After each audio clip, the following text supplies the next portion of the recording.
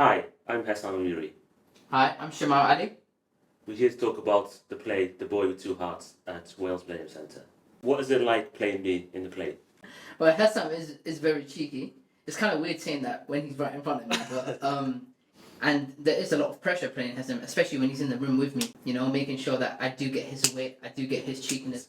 It is a very surreal experience watching technically our family's life being played out on stage and seeing the emotions across your faces. It brings it more to life to me as well. So you don't just play me, you play 5 different characters. 5 too many. 5 too many. You know what? That's been a challenge for me because I tend to snap in and out of quite a few characters, and those characters can turn into a caricature.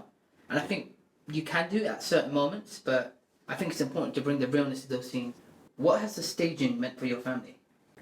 It means a lot to my family to have it on Wales Millennium Centre.